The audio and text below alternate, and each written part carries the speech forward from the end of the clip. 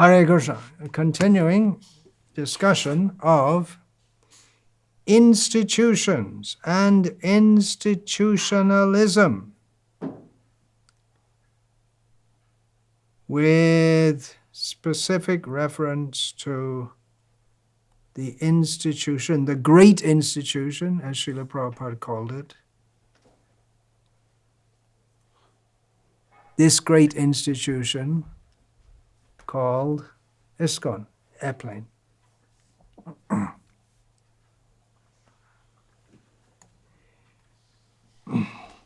I opened yesterday's talk with a quote from Huston Smith, a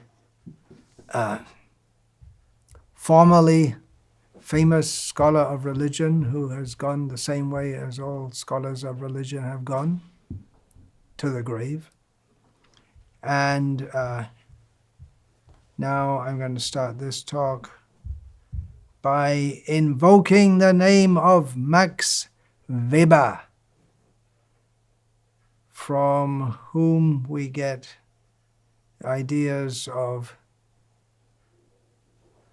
religious charisma, at least he studied it, and the discussion of, well, he instituted such ideas, and then developing that other sociologists, Durkheim, others, so many others have developed his ideas, and then there's the concept of the post-charismatic phase of a religion. Weber spoke of the routinization of charisma. The general idea is like this. Someone with charisma, a lot of, what should we call it? How do you define charisma? Some chutzpah is one of the things. Boldness, to get out in the world and say things which galvanize people around him. I can't think of any hers, all hymns around him.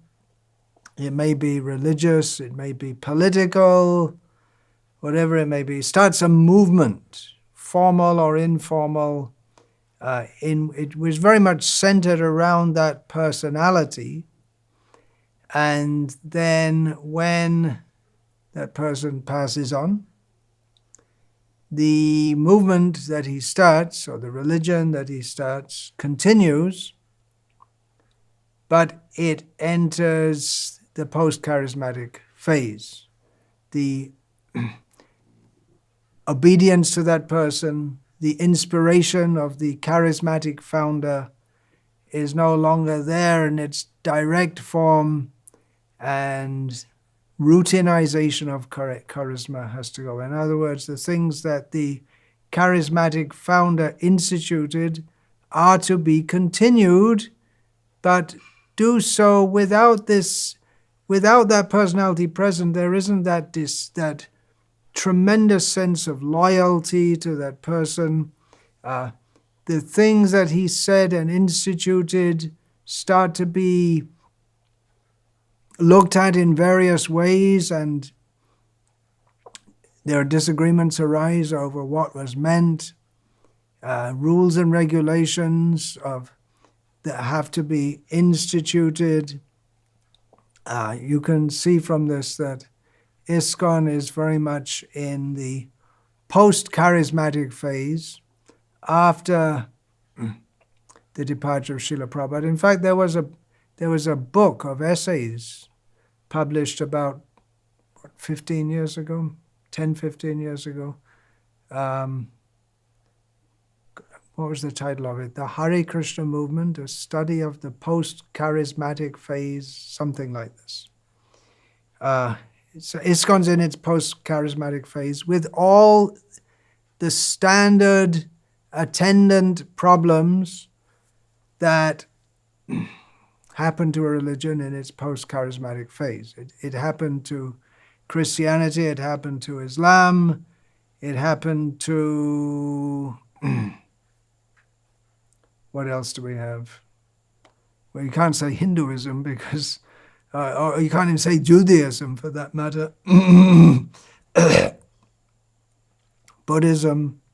What happens is that for establishing a religion, and of course Srila Prabhupada said that Krishna consciousness is not a religion in the normally understood sense of the term, but from a conventional point of view, it is a religious movement. So within a religious movement, hierarchy has to be there, which means discipline. It was instituted by Srila Prabhupada personally. He very much insisted on an authority system which members of the society had to follow. Money was definitely a concern of Srila Prabhupada's. He wasn't the kind of sadhu who doesn't touch money. He was very much aware of the need of money in spreading religion, establishing religious edifices, big temples. He was very much aware of what he was doing in establishing big temples, opulent temples in India, bringing money from the West to do so. And in this way, getting properties in India and overseas, which all need to be administered by capable people. And when there is hierarchy, money, property, politics is sure to follow. Manipulation, exploitation. At the very least, people may feel that they are being manipulated. I'm being sent out to collect money to run the organization on. I joined for spiritual life, but then I'm out to get money. What happened? As Weber and others have analyzed, institutionalized religion, or institutions in general, it can be the Indian Army, for that matter, among many other institutions in the world, that a lot of the energy goes into maintaining the institution, and that may be more of a concern to the leaders of the institution than to what its original purpose was. It might be, to give the example of the Indian Army, and I'm definitely not going to, okay, let's take the Lithuanian Army, if they have it, presumably they have an army. It's less politically volatile to talk about the Lithuanian Army than the Indian Army, especially when you're living in India, right? Then the purpose of the army, what's the purpose of the Lithuanian Army? To defend itself against against the Russian army. I don't know. What is the purpose of their army? To do their bit in the NATO or whatever. So it can be that among the leading officers, it's more important among them to maintain their prestige and their position and promote their career, and that might be more prominent in their mind than the purpose for which the army is formed. Of course, the Indian Army has immediate pressing concerns on its borders. There may be corruption may enter. There is, in the Indian military, there are accusations which seem to be founded of corruption in the matter of purchase of artillery from Sweden. This is going back in the past, but it's still in the minds of informed people in India today. Corruption can enter. It can enter in religions also. Where there's money, what did Lord Jesus Christ say? The love of money is the root of all evil.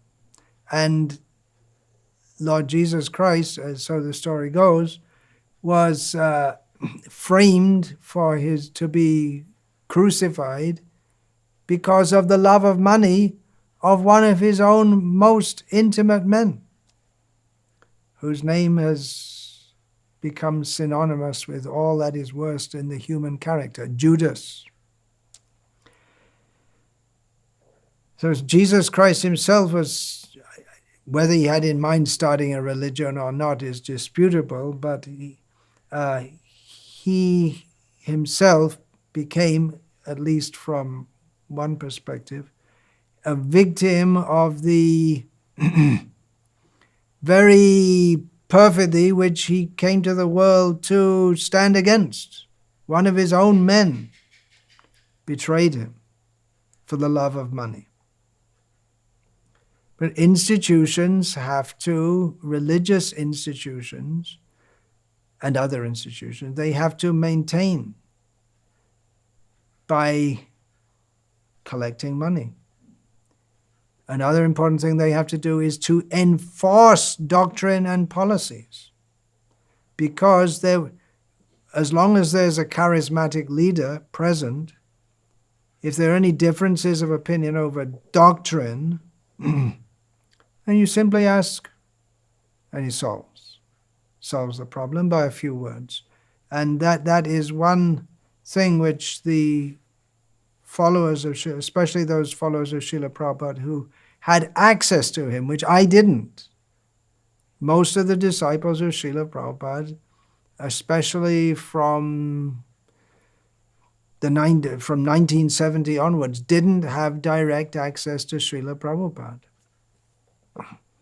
But those who did, some of them still present with us today in the world, those who are GBC members right from the very beginning. I believe 3 of them are still present. That's Satsrup, Hridayananda, and Jayapataka Swamis. So they often say that, well, if Srila Prabhupada was present, these doctrinal controversies which have arisen, it would be very easy just to go to Srila Prabhupada and say, what is the Siddhanta on this? What should we do? In the absence of that, our movement, like so many other movements before, is beset with the possibility of schism, and schism has already taken place. Ritvik schism, and if not schism, then people just looking outside, looking over the walls of ISKCON and saying, well, there are alternatives. There are different Gauriya Math groups. Because institutions, they try to keep things all in one fence. But institutions are made of people, and people have different opinions. You can't, however much you try, you can't make a completely monolithic institution. So then they have to enforce doctrines. If you believe in the Ritvik heresy, it's designated as a heresy, then you cannot be a member of the main ISKCON, because the Ritvik group in India claim themselves to be, and actually legally they got away with being called ISKCON also. It's a complex story. So politics, which means underhand dealings, schisms, desertions. The institution tries to prevent this by various means, but often the means they institute to try to prevent this, by strong-handed dealings or just simply trying to tolerate and keep everyone in by making everything very broad. But then people who want a more defined understanding of Krishna consciousness, they also become upset. If you have a very liberal and open movement with all kinds of opinions allowed, then some members of the institution say, hey, come on, we should be more strict on the line. And if you make it more strict, then people who don't agree with the strict line that's been taken, they may just go somewhere else. And in trying to prevent more schisms and diversity, often more politics, are resorted to. We may not like to think, or we might not like to admit that within ISKCON there's politics. But everyone admits it. Not even the top leaders, who by the virtue of being the top leaders, they're right in the thick of the top level politics. But they won't publicly say that there is politics. Privately, they will. So these things are going on, as Srila Prabhupada used to say.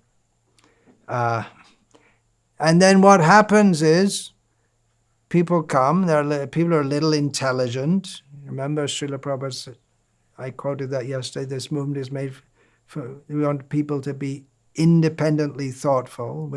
We're distributing these books which are aimed at the intelligence of people. We're trying to attract intelligent followers, and people come with their intelligence. They're not committed to ISKCON or to Krishna consciousness. They see this and they think, hey, I'm looking for some spiritual direction because I'm so fed up with all the politics and the maneuvering and the manipulating and the exploitation that I see all around me. And I see it in this organization also. And they lose faith, or their faith never develops. So it's a great quandary. You need a religious institution to propagate a religion, to maintain it in the world. And Srila Prabhupada started an institution for that purpose. But it's a great paradox that institutions, they work against the very reason for which they are formed. By their very nature, they work against the essence of religion, which is to be fully spiritual, put in a vague way, but in a more explicit way, to develop pure love of Krishna. And in the meantime, caught up in so many tangles. Here's a quote from another secular authority who's also dead only 2 years ago, John Lucac. You probably never heard of him. I hadn't until recently. This is something that he wrote in 1970. He was not referring to religious institutions in particular. He wrote, toward the end of an age. Remember, this is written in 1970, which was a time of great turmoil in the world, a lot of, in the Western world. Well, the 60s were coming to an end. Literally, the 60s came to an end in 1970, but the era that's of the counterculture, which is referred to as the 60s, really began, I suppose, in 1965 or 6, when Srila Prabhupada came to the West. And we can probably say it went on to the early 1970s, the hippie era. There was a lot of upheaval in Western society. One of the symptoms of that was a great distrust in the institutions which had made the Western world great. Not democracy per se, but the whole setup of society with its materialistic aims, the universities, the mass media, the whole aim of life. There was a great loss of trust in that, which appeared to be restored by the 1980s, but which is prominent in the world at the present time, that people, increasingly people do not have faith in what they are told and supposed to believe by the mass media, which is seen as journalism used to be considered an honorable profession, which is informing people so they can make informed decisions and be responsible members of of a vibrant democracy, but increasingly the mass media is seen as an instrument of the powers that be to tell us what we're supposed to believe, which was the function of Pravda, the news agency. Pravda means truth, a Russian word, the news agency of the Soviet Union, and they tell us what we're supposed to. They tell us what is the truth.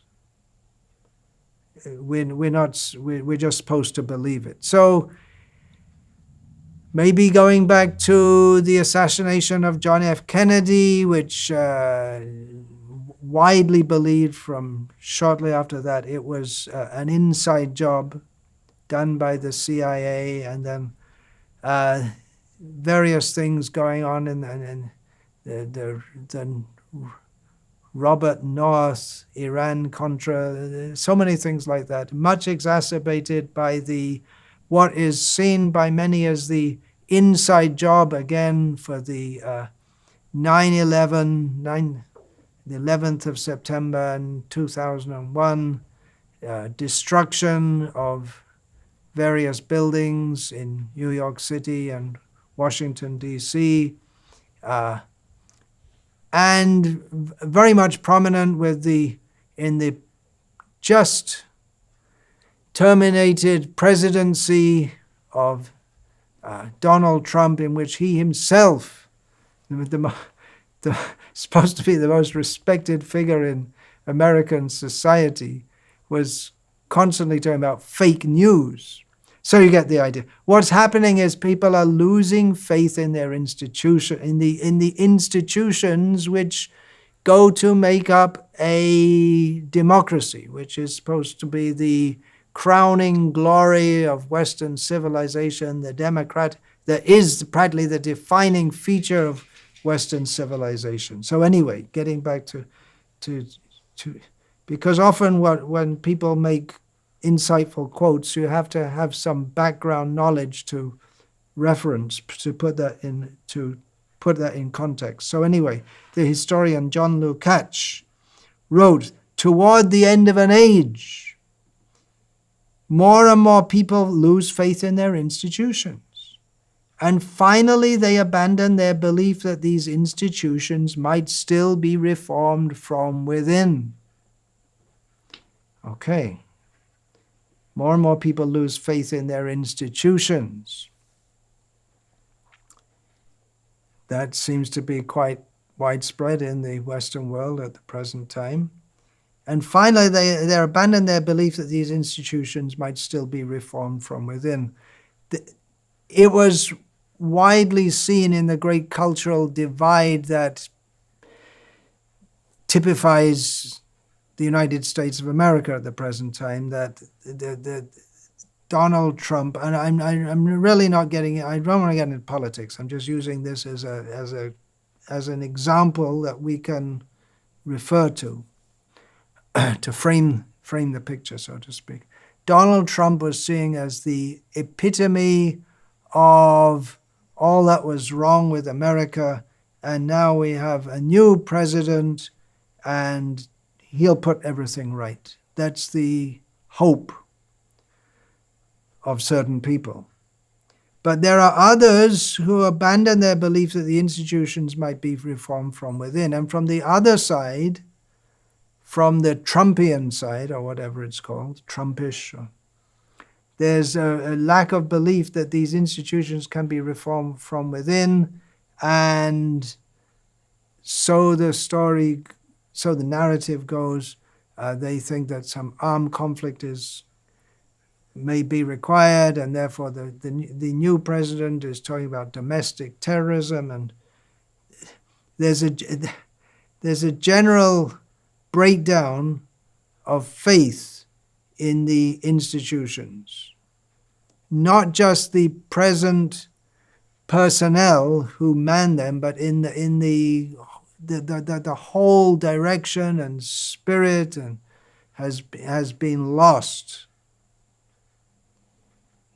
Why I'm talking about all this, just to put in context that increasingly, And it seems to me, and I'm sure that many will sympathize with me, because I don't just, like many, many others, I don't just look at ISKCON from within. I don't try to understand ISKCON solely and wholly, if at all, through dandavats.com.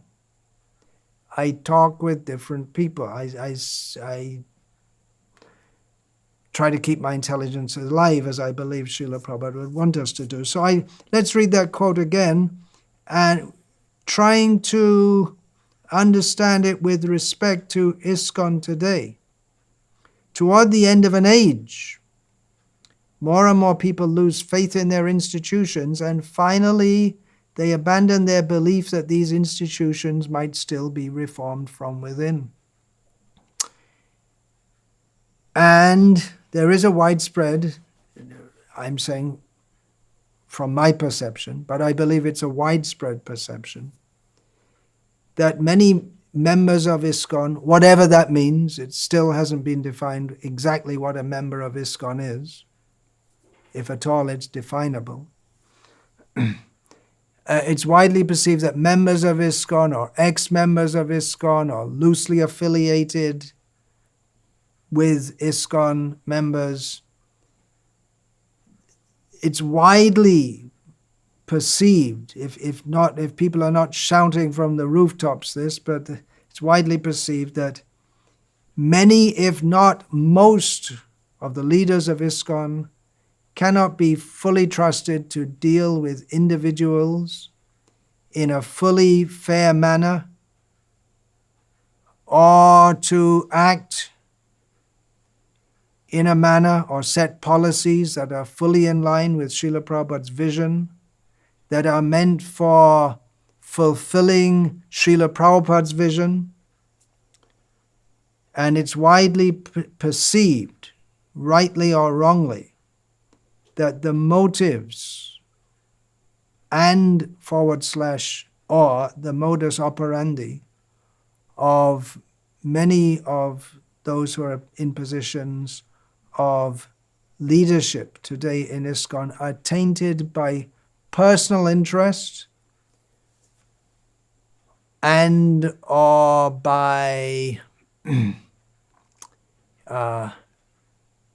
deviated ideas that have deviated from those of the founder Acharya. By personal interest, I personally don't think, as I know many others do, that many ISKCON leaders are simply in it for the money.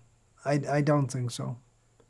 But there may be other things also. There may be more subtle things. And again, we shouldn't judge. We're told we shouldn't be judgmental. But we do see things, we do hear things, and we don't want to be blind followers. So in other words, what happened to the spiritual experience? If those who are setting the course of ISKCON are themselves not exactly in line with Srila Prabhupada, if, remember I'm using that word if,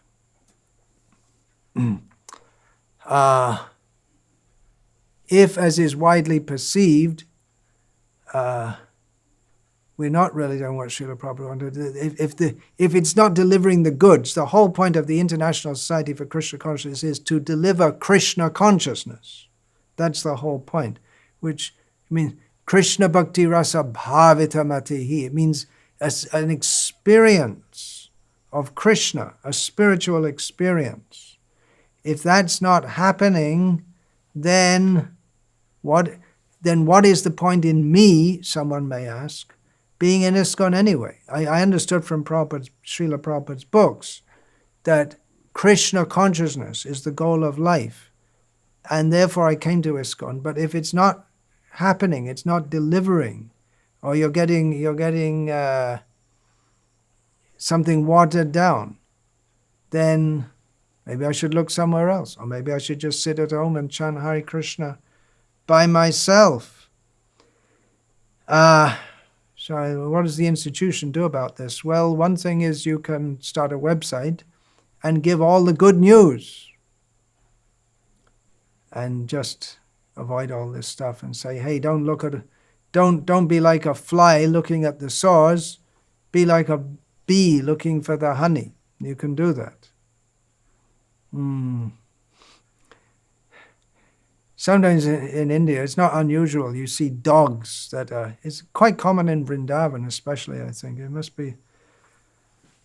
be some special mercy of Krishna in Vrindavan. You see dogs, so they're completely mangy and have some disease. They're almost blind, and their whole body is devoid of hair. Seems to be some disease, and they're always scratching themselves, obviously itching all over, obviously, and very, very thin. They can hardly see or get any food. No sympathy from anyone, and just completely miserable existence. Like I say, in Vrindavan especially, you see dogs like that. This idea, well, let me somehow or other die in Vrindavan, and then I only have one more life, and then I'll go back to Godhead. Yeah, but the one life can be severe, severe suffering. So why did I bring this in? Well, okay, look on the bright side. Don't look for the sores. But if you see a dog like that, what is the bright side? Well, the bright side is he's going back to Godhead. But in the meantime, you want to embrace that dog and get all the fleas, and you might throw some chapati to the poor creature. But you want to be like that?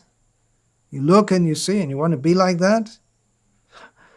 What do you have to do to avoid being like that? Maybe it makes more sense, according to the spiritual science, to avoid an institution which, the lizard. What did you do to become a lizard? It might make more sense to avoid an institution which misleads. That accusation is there. Other options are there.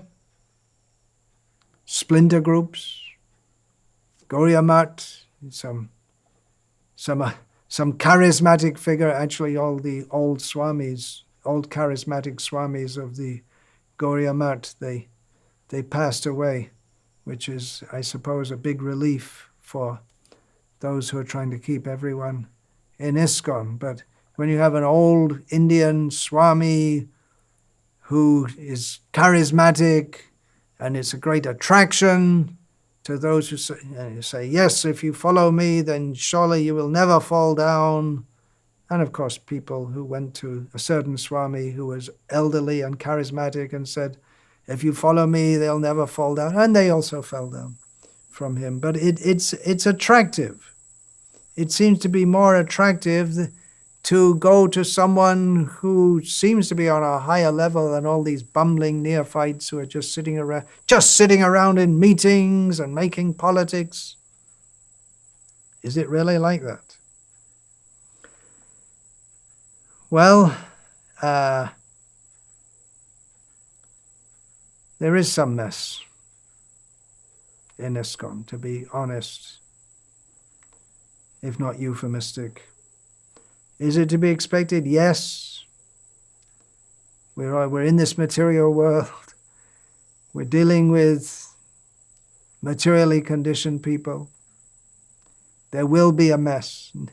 Never was there a time in this material when there was not a mess, nor will there ever be a time in this material world when there is not a mess. And that's true for religious institutions also. Can be dangerous to talk about these things in some ways. At least in ISKCON, we don't have an inquisition yet. There may be. Character assassination is there. That goes on. I can attest to that. Mostly people don't want to talk about these things. Either they talk about it, I came, I saw, and I went back. That they may do. Or you don't want to talk about these things because even your own followers might get up, they might get discouraged, or it weakens the institution to speak about such things. But as is said about democracy, and this one sign of a healthy democracy is that you can openly talk about the problems. It's not healthy if you can't talk about it. Of course, ISKCON's not exactly a democracy. Okay, that's a lot of negative talk. We do find such things in Srila Prabhupada's books also. I'm going to read from a purport of Srila Prabhupada's from the 4th canto of Bhagavatam, in which he talks about the chaos that ensues after an acharya leaves the world. So practically Srila Prabhupada was predicting what would happen when he left this world. But he also gives hope that it's not all disaster. There is a way out of this also. Please listen carefully. Srila Prabhupada wrote, "Whenever an acharya comes, following the superior orders of the Supreme Personality of Godhead or his representative, he establishes the principles of religion as enunciated in Bhagavad Gita." That's exactly what Srila Prabhupada did. Unfortunately, Srila Prabhupada continues, when the acharya disappears, rogues and non-devotees take advantage, and in the guise of swamis, yogis, philanthropists, welfare workers, and so on, immediately begin to introduce unauthorized principles. Now, Prabhupada couldn't have been talking about ISKCON, could he? Well,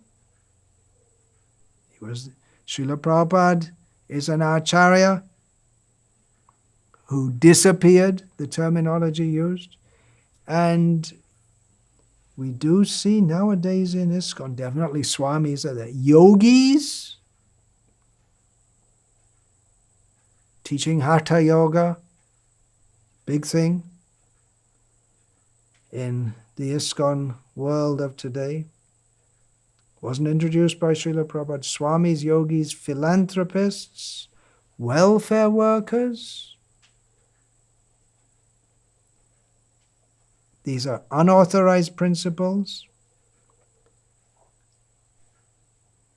And then Srila Prabhupada continues, the main business of human society is to think of the Supreme Personality of Godhead at all times, to become his devotees, to worship the Supreme Lord and to bow down before him. Obviously, Srila Prabhupada is here paraphrasing the verse that appears at the end of chapter 9 of Bhagavad Gita, and just in a slightly different form, at the end of Krishna's instructions in Bhagavad Gita in chapter 18.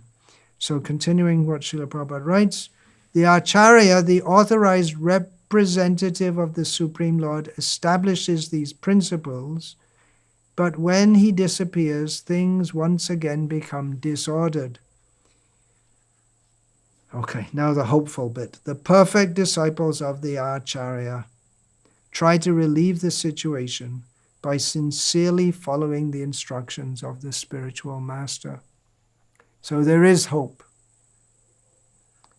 Perfect disciples try to relieve the situation by sincerely following the instructions. Now, ISKCON is set up to facilitate the following of the instructions of Srila Prabhupada. If we perceive that if we abide by the norms of ISKCON today, we won't be following what Srila Prabhupada said. What do we do? In fact, I got an email, I just saw it this morning, from a devotee in Europe who joined in 1989, I believe it was, and then he was in the temple for some years, and then He married, he went outside, and a few years ago he decided, okay, I'm going to go back and join the temple. But he didn't stay very long because he couldn't relate to it. It was not the same society that he joined. That was his experience. Okay, now I'm going to read a quote from a 1977 Back to Godhead article by a highly respected figure, or for many years has been highly respected within what we might call the establishment of ISKCON, or the GBC body, by Ravindra Swarup Prabhu. He wrote this in 1977, in those naive days where most devotees thought, well, even after Srila Prabhupada had passed away, nothing can go wrong, everything's going to be wonderful. Although Srila Prabhupada, while he was present, he was almost constantly barraged by problems caused by his disciples. Anyway, in 1977, Ravindra Swarup Prabhu wrote, and it was published in a Back to Godhead magazine article, I'm quoting, "Recently, a concerned Christian group made this assessment of mainline Christianity." And here's a quote within a quote. "The ultimate spiritual counterfeit is a Christianity which has been squeezed so far into the world's mold that all distinguishing authenticity has been squeezed out of it. A Christianity which is culturally co-opted, socially irrelevant, doctrinally correct, and spiritually dead."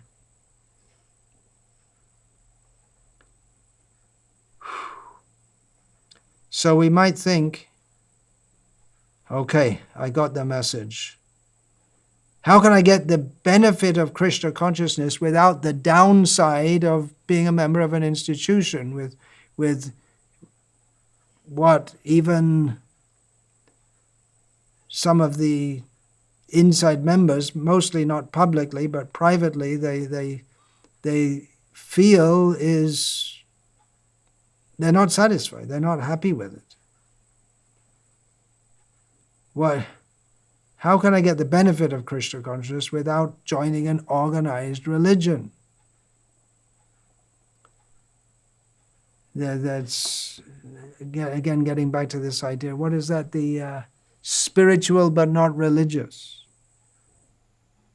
A development from the American mythology of the rugged individual. The Marlborough man on his horse. He's going on a horse, and the horse has a saddle. The saddle was made by someone, not by himself. He learned how to ride a horse by being trained by someone else. So even if you want to put on some show of being a rugged individual, you have to take help from others to do so. Humankind means groups. You can't escape that. The most basic group is the family, which is under attack from various social forces. But the most basic group is the family. I just, out the back here, I see there's a family living in a tiny little room. Family means husband, wife, one son and one daughter. Classic, hum do, hamare do. They're living out the back here. We've been here for a few weeks now. We never hear any shouting. We never hear any quarrel. We never hear any raised voices. They're living very peacefully together. I see the mother moving around in the courtyard doing her various things, washing the cloth and hanging it up. And in the courtyard there's also a hen who runs around with her little chicks behind her, and I see it's the same mood, the mother.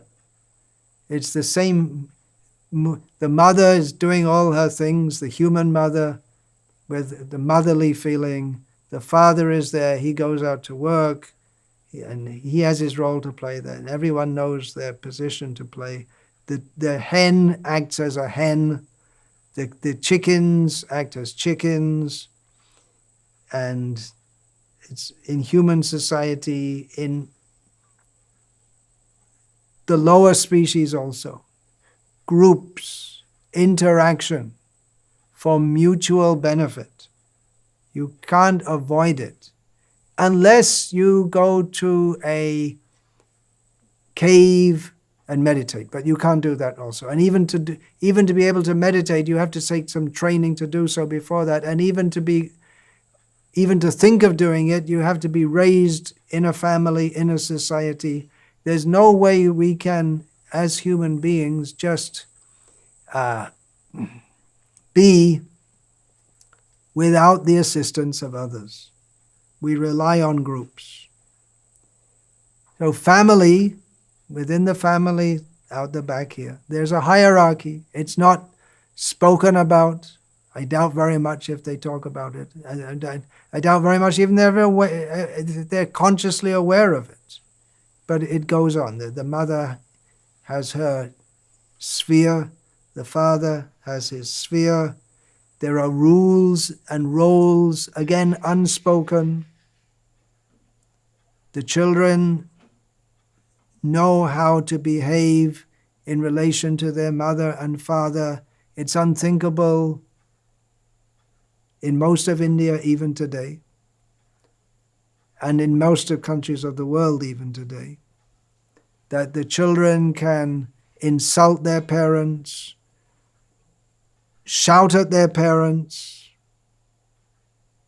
There are rules, there are roles. Their husband is not the same as the wife. There are different roles to play. There's cooperation, integration, and that little group, this little family out here, as far as I know, goes on very nicely. It fulfills its purpose. So cooperation is required for integration. Hierarchy is required. Rules are followed. Rules are needed.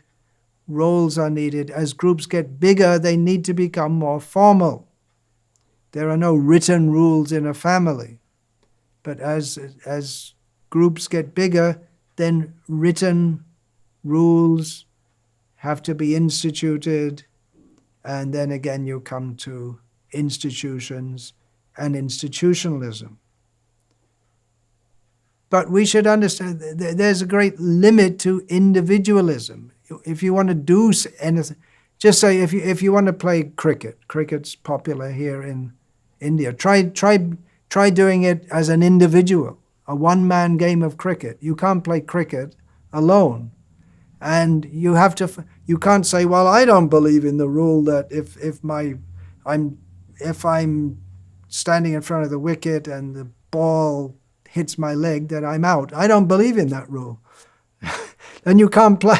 If you want to have the benefit, whatever it is, of playing cricket, then you have to follow the rules.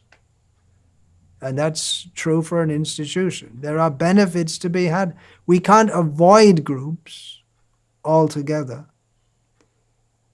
Groups come together for mutual benefit. The International Society for Krishna Consciousness was formed for mutual benefit. We may try joining some other group, which also is also meant for Krishna consciousness. But in any group, we have to follow its rules. And if it's a smaller group, there may not be, it may be more personalistic, and there may not be, there are conventions. They're not rules, they're conventions. They're not so solidified as to be rules. But we can't avoid it. If we go to the spiritual world, you can't be totally individualistic either. One has to become das anudas anudas anudas. One has to be the servant of the servant of the servant of the servant. You can't say, well, I don't believe all this Krishna's in charge, and I don't believe in that. And then you don't go to the spiritual world. Then we remain in the material world to perpetuate our illusion of being independent. We can't be totally independent. Srila Prabhupada, knowing, having seen the fate of the Gauriya Math, set up an institution for the sake of Krishna consciousness. And he took pride in his institution, this great institution, he called it. But at the same time, he warned again and again. On the one hand, he was saying this movement can be a great success. It can take over the world. The whole world can be Krishna conscious. But he always said that, or almost always, with a stipulation. If the members of the society continue to follow what he had given without deviation. And he particularly cited the role of the leaders, that they have to keep things on course by themselves, rising early, again and again, he emphasized, rising early, chanting 16 rounds, following the 4 regulative principles, going on Sankirtana, and so on, and so on, and so on. So it can work, and it should work, but nevertheless, the criticism is there, and it would be in order for those who wish the good of this ISKCON institution, which Srila Prabhupada set up with so much effort on his part, which he had so much hope for, to heed the criticism, or to be aware of the criticism and not just take it as some ill-motivated slanging. Well, there's a lot of that also. But also see, well, is it true? Have we become overly bureaucratic? Have we fallen into the trap of self-perpetuation, missing the essence? Corruption, politics, to what extent has it entered our society? We always have to be on guard to keep these things out, because they can come in at any moment. The wrong people can get in charge, because where there's politics where there's power and money, then wrong people may take positions to take advantage of that facility. Or it may be that the right people, or people join with good motives, but then they get into a position and they transform. It can happen. And we may be doing everything just right, but it's the letter of the law rather than the spirit of the law. The real spirit to ourselves be Krishna conscious and to give Krishna consciousness to others. Pure devotional service. Understanding that not everyone's going to be a pure devotee immediately. Therefore, we have to have gradual introduction also. We need facilities. Not everyone's going to live in a temple. We need varnashram communities.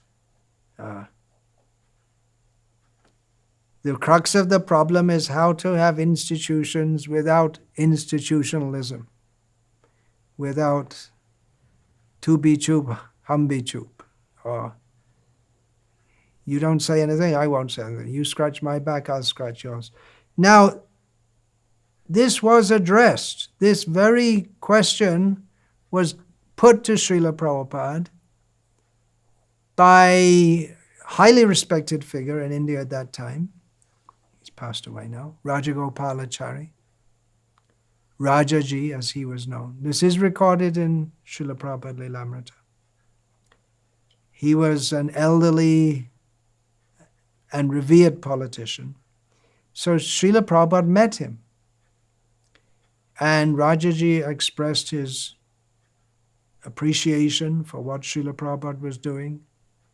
But he also expressed to Srila Prabhupada the doubt that his disciples might identify with the institution rather than with Krishna. They identify more with the form rather than the substance. That's not the term Rajaji used. That was a term, or this concept was introduced to the ISKCON world. The terms form and substance were introduced by Srila Prabhupada's highly respected godbrother, Srila Bhakti Rakshak Sridhar Goswami Maharaj. Form and substance, morphology and ontology, in the technical term of Bhaktisiddhanta Saraswati Thakur. So Rajaji expressed the doubt that Srila Prabhupada's disciples might identify with the institution rather than with Krishna, and would thus again fall into the same type of false identification or materialism as before. Srila Prabhupada replied that because Krishna is absolute, Krishna and Krishna's institutions are non-different, and therefore to identify with Krishna's institutions was to identify with Krishna directly. Oh, that's it. Krishna's institution is Krishna. Srila Prabhupada several times said that this movement is non-different from Krishna. But he also qualified that statement. Please listen carefully. I'm again going to quote from Srila Prabhupada. Our movement may appear just like other movements. Yeah, just like any other movement. You get politics, institutionalism, rubber stamp gurus. And our movement may appear just like other movements, but because the movement is giving Krishna, that means it is as good as Krishna. It is actually Krishna, so long it adheres to the principles as enjoined as we have accepted. So this movement is Krishna, Srila Prabhupada said, as long as we follow what Prabhupada said, the rules that are enjoined. Continuing. Otherwise, it is an ordinary movement. So if we keep our movement pure, then you are as strong as Krishna. And as soon as we deviate from it, immediately ordinary. This is the secret. Now it is up to us how to keep it pure. Then no enemy can kill us. Nobody can kill. So that purity is wanted, then it will be successful. So what is their difficulty? Now Srila Prabhupada is going to say how to keep it pure.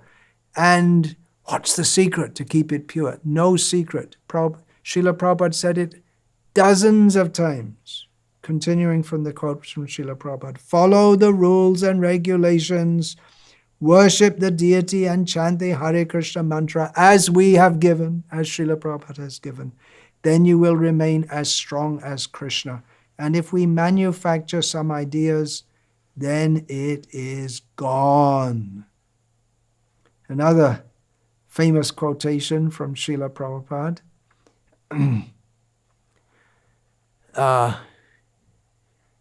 appropriate to the topic of institutionalism and organization. Srila Prabhupada said this chanting should go on. Instead of meetings, resolutions, dissolutions, revolutions, and no solutions, there should be chanting. That's the essence, chanting. But meetings and resolutions are required. Srila Prabhupada didn't mean to stop meetings and resolutions. He knew they were required. That's why he set up that system. But he's just putting the emphasis that the real essence of this movement is chanting Hare Krishna in purity. That's what it's all meant for. He knew the dangers of institutionalism, obviously. He knew the dangers of bureaucracy. I've given a few of the quotes which demonstrate that Srila Prabhupada was aware of the dangers of bureaucracy. He wanted leaders, GBC members, Tamil presidents, not just to be behind their desks and on meetings, but to be out in the field, to be preaching leaders. to uphold the standards of sadhana, and in this way keep Krishna clearly in the center, not just on the signboard. Now, we can get the benefit, we might think we can get the benefit of Krishna consciousness without the drawbacks. You can live separately from as most of the initiated devotees do nowadays. They live in their own homes or whatever. They don't live in the ashrams of ISKCON. And you can commit yourself as much as you want. You can commit yourself to chanting Hare Krishna at home. And as far as the institution's concerned, then your commitment, you don't have to, you can just, if you want, you can interact with it as much as you like. You can go on Sundays to the Sunday feast, if it's Sunday feast program, if it's running in the middle of all these lockdowns and so on. But it is harder to get the high level of, for neophyte devotees, it is harder to come to the level of high commitment without submitting oneself to the discipline, as in the brahmachari ashram. We see in the brahmachari ashram, there's a high level of commitment. It's a pressure cooker. You have to, there's no question, you have to rise every day, morning. You have to follow all the rules. You have to do what you're told. You don't have freedom. You get the benefit of concentrated Krishna consciousness. Not everyone can do that. Not everyone can live like that. Srila Prabhupada, when he was personally present, most of his disciples lived in temples. Shortly after he left, many of his disciples, they left the temples for various reasons. One reason being that it's hard to live such a discipline, for most people it's hard to live such a disciplined life all their life. And therefore Srila Prabhupada wanted Varnashram communities in which, actually Varnashram society is also many, many rules. But there's some, you have your own little individual family, and then to be in a Varnashram community, you also have to commit yourself. But there's more laxity, and you're not so much under the same level of commitment for a Grihastha devotee.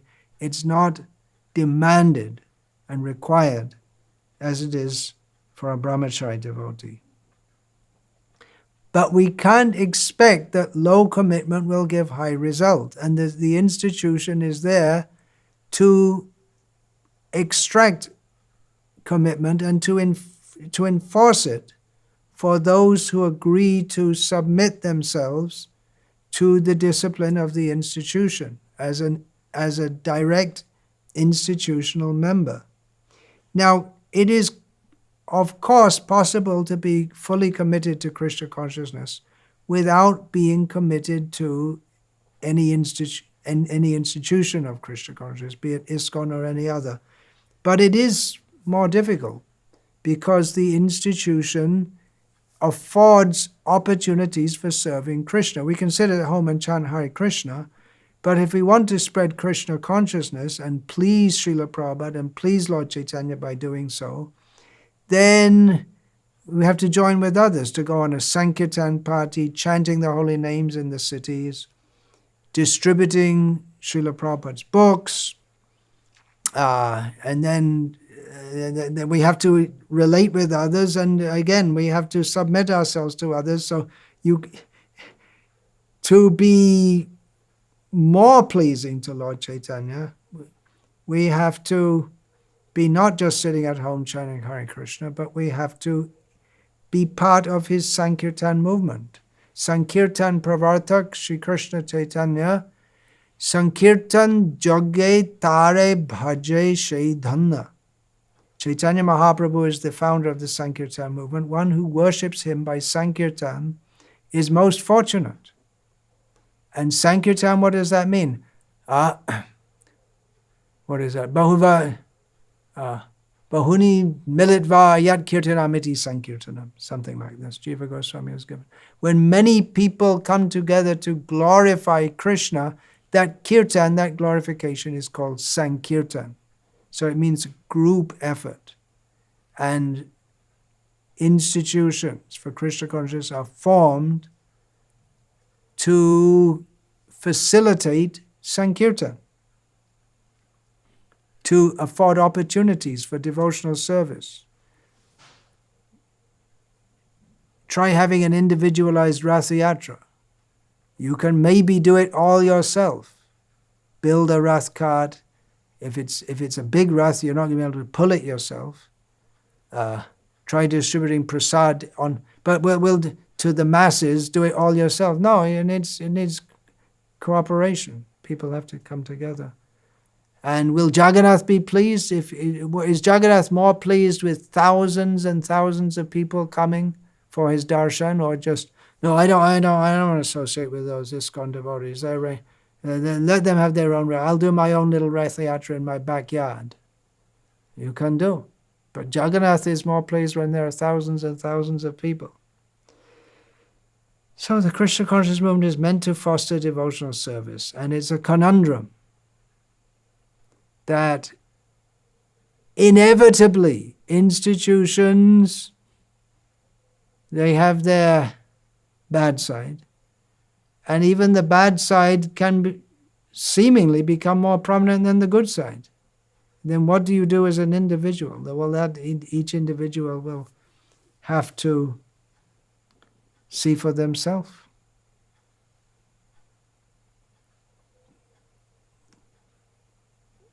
Sometimes, quite actually, I'm asked, why do you remain in ISKCON at all?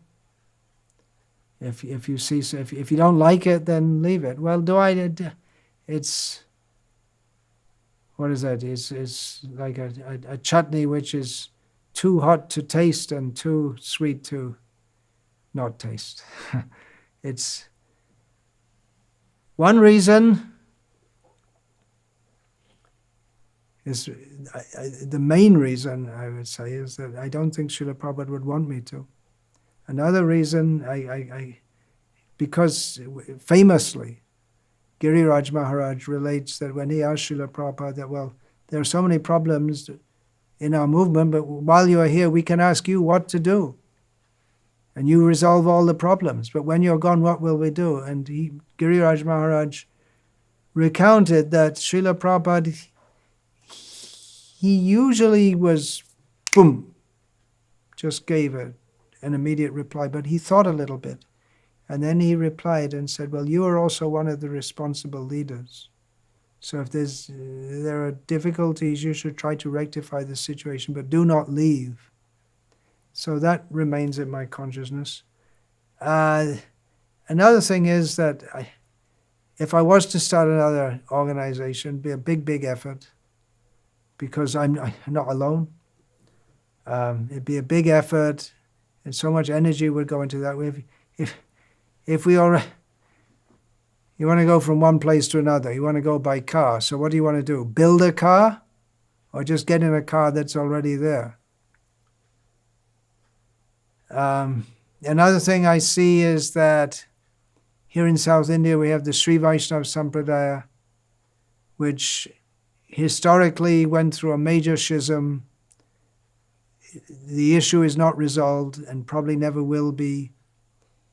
And there are ongoing disputes within the Sampradaya of the various members. But I don't know of any who leave it, who stop being Sri Vaishnavas or start up their own organization. There are a few mavericks who are actually not the people, actually no.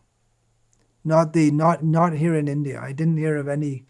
There's some maverick from Mauritius who claims to be a member of the Sri Vaishnava Sampradaya, made his own concoction. That's something completely different. But the traditional members of the Sampradaya, they remain in it. Why? Well, they see this is started by Sri Ramanuja Acharya. He made so many temples. And it's our duty to maintain these temples as best we can. Of course, there may be other reasons, because by caste, their whole social life, everything is interrelated with that. But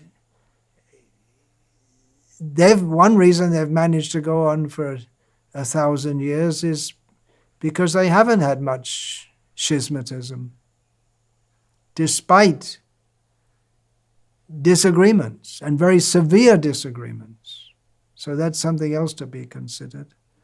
Another thing is that I am not independent. I have so many disciples. I have to consider what they want also. They're also putting their blood and their energy into the ISKCON movement. So there are various reasons. I could probably think of more, but mostly I just don't feel like it. I can see the problems. I do discuss the problems. I'm concerned. I hope to be seen as, I'd like to be seen as a constructive critic rather than a destructive critic. I'm not always seen like that. I don't always live up to the hopes of those who think that I will follow their campaigns. I don't subscribe to, for instance, the theory that Srila Prabhupada was deliberately poisoned by some of his disciples, which that might seem to be, well, you're just following the party line. Well, in this case, I do. But not specifically because it's the party line, but because I'm convinced that in this case the party line is correct. So the issues are complex, no doubt. At the present time, our ISKCON movement is seemingly lemming-like, lining itself up for a schism over the issue of female Diksha gurus. I've said what I have to say. I may say more about it. It doesn't seem to make much difference. I've done my duty. Others are going on, contending on the issue. At the end of the day, to use that well-worn cliche, and well-worn cliche is another well-worn cliche, at the end of the day, we all have to chant Hare Krishna and prepare ourselves for going back to Godhead. What if you end up go to the spiritual world and you see someone there who's been your political enemy all your life, and say, well, I'm not going. He's allowed here. I'm not going. If he's there, well, he can't go. Well, if Krishna accepts him, he might not accept you.